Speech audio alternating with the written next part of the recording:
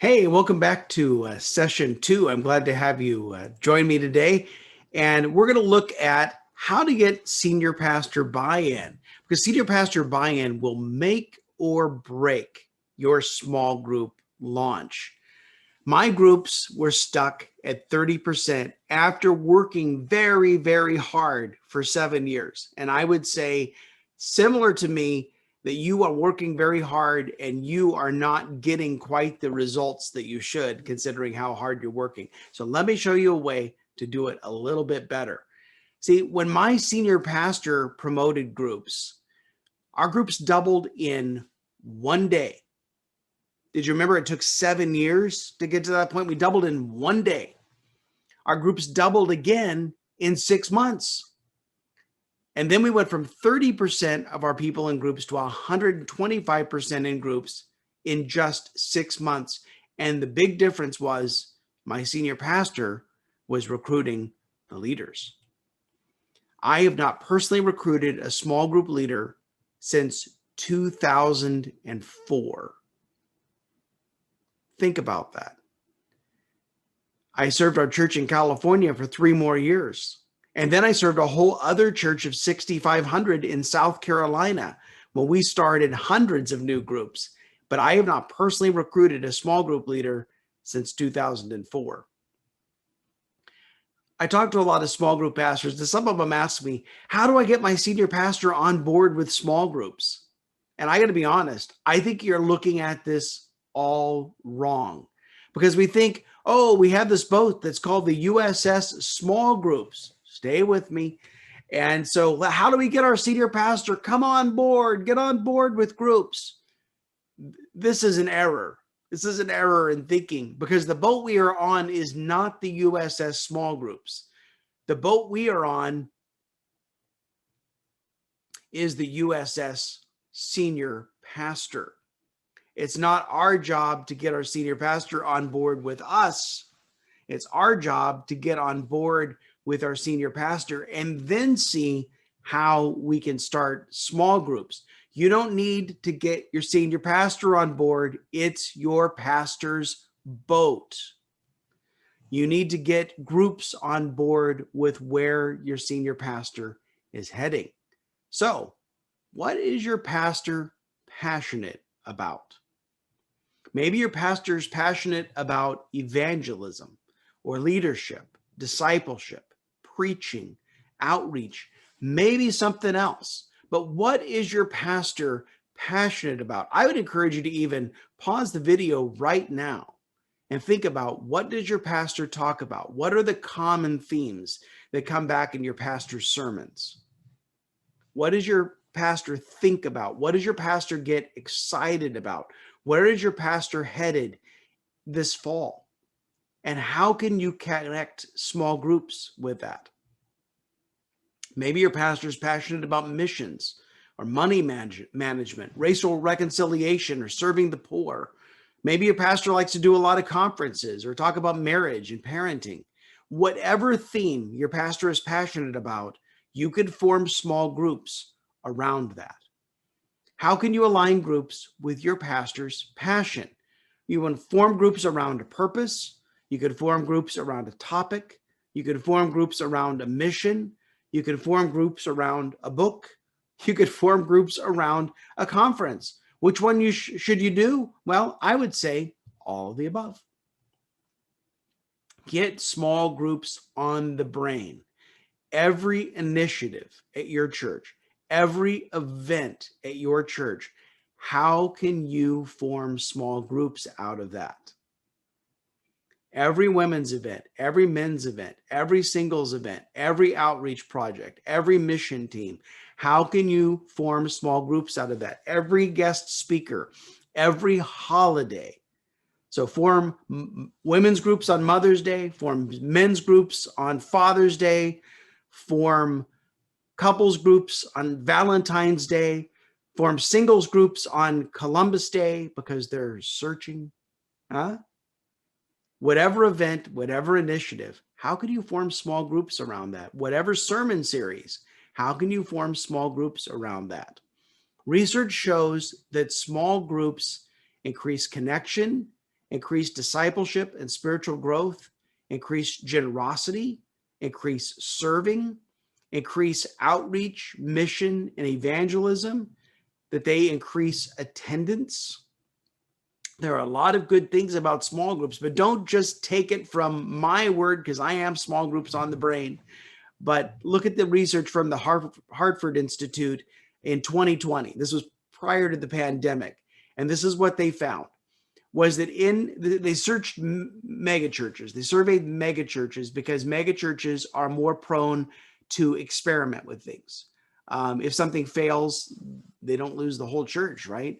So what they found was, since 2020, the interest and the centralized strategy of small groups has increased among megachurches to the point that in 2020, 90% of the churches in their survey had groups. The more members in small groups, the greater the church's growth. So in this recent survey, it was for the time period of 2015 to 2020. They found that churches with some groups, 20% or less, grew by 41% in that 5-year period. Now, churches that have between 21% and 60%, that's the two bars in the middle, those churches grew by 63% in the last 5 years. We're talking about the overall growth of the church, not just the growth of groups. But get this last one. Churches who had more than 60% of their adults connected into groups between 2015 and 2020 grew by 79%. Let's go on. There is a defining line here in this research.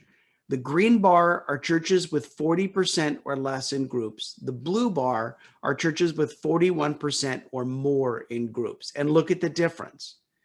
People who volunteer regularly at church, the more groups you have, the more volunteers you have, are involved with recruiting new people. Again, more groups you have, the more recruiting you have. Talk about their faith with those who are not in the congregation, are new to the congregation in the last 5 years. A third of these churches' groups were in the last 5 years. They grew rapidly over the last 5 years. Again, the more people in groups, the more rapid you grow. Do service projects in the local community, incorporate newcomers into the congregation, are willing to change to meet new challenges, emphasize living out one's faith in all aspects of daily life, emphasize regular worship attendance. And again, more involvement from more groups. What church wouldn't want that? What senior pastor wouldn't want that? So we need to connect groups with your senior pastor. We need to align groups with where your pastor is headed. So how could you form groups around your next teaching series? How can you form groups around a major initiative in your church? Think about what's coming up. What is your pastor talking about? What's on the calendar? What's this sermon series going to be in the fall or in the new year? And go after that. Put your pastor on the video. Create your own small group curriculum. And you can create curriculum using Zoom like this. You can create curriculum with an iPhone. You could pay tens of thousands of dollars to hire somebody like me to come produce the curriculum for you, and I do it. But put your pastor on the video. And what you'll discover is this, that it's a win-win. That your pastor will be more interested in groups when your pastor has made the investment to create the curriculum. Years ago, I worked with a church in Florida, and we did exactly this. Now, we didn't produce the series. We coached them on how to do the series. Their team did the work. And so we spent a day with their pastor. Their pastor shot short videos for the group to watch prior to the study. We shot a bunch of other things that day. I think he did a series of devotionals and things like that. The next day, the pastor called us into his office and they said, now we've shot this video. We're creating this curriculum. He said, now, how do we get people into groups and how do we recruit the leaders? The discipleship pastor pulled me aside later that day and he said, I've been trying to get my pastor interested in groups for 2 years. He said, and you just did it. Almost like an accusation. Of course, I just smiled at him and said, well, I'm Alan White. No, that is not what I said. What happened was we had spent a day recording the pastor's teaching on video. And because the pastor made the investment into creating curriculum, the pastor was very interested, more interested than he'd been in a long time, in recruiting leaders and connecting people into groups. The short story of that is, after 3 series, they did one in the fall, one in the new year, one in the spring. After 3 series, they had more people in groups than they had in their weekend attendance. Now, you don't have to do that every year, but if you could do that for 1 year, you'd get a lot further ahead. If you could do it for 1 series in the fall or in the new year, you would get a lot further ahead. So your pastor is more interested in groups if the pastor's teaching is on the video, but your people will be more interested in your groups with your pastor's teaching on the video. More than a nationally known speaker, more than a best-selling author, they love your pastor. In fact, I would say if people are not connected to each other, the reason they attend your church is because of your senior pastor. They like the pastor's preaching. They like your pastor's style. They laugh at your pastor's jokes. And so the reason that they're there is because of your senior pastor. Now, let me caution you here. Don't mention this to your worship pastor. It'll break his heart. But anyway, your people will be more interested because you're giving them more of what they're already wanting, and that is your pastor's teaching. So for me, I went to a conference. I heard a lot of talk like this. I thought, how in the world was this going to work? And I drove home to our church in Northern California, 350 miles, thinking, what's on my pastor's heart? What is my pastor passionate about right now? Now, this is back in 2004. And my pastor at the time, what he was passionate about was the Passion of the Christ. The film was about to be released. He'd already planned a sermon series because he knew people would watch the film and have a lot of questions about spiritual things. So he'd already planned a series. He'd already planned the advertising. And I walked into his office. I said, Pastor Dave, what do you think about launching small groups on the Passion of Christ? And he said, I think that's a great idea. Now, why did he think that was a great idea? Because it was his idea. And I said, here's the thing.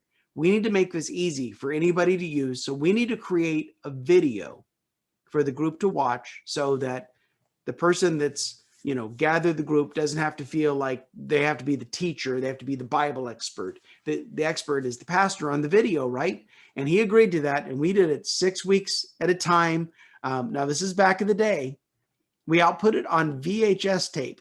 So every week I had this tape exchange going on in my office. They would bring in last week's tape. I would give them this week's tape, and then I would take last week's tape to the duplicator, and it would become next week's tape. Nowadays, you can do this on YouTube. So you have a lot better. We did this 6 weeks in a row, and thank goodness nobody got sick. But here's the thing. When my pastor stood up and asked people to open up their homes, asked them to invite their friends, told them we had prepared these materials and we'd help them get their group started, we doubled our groups in 1 day.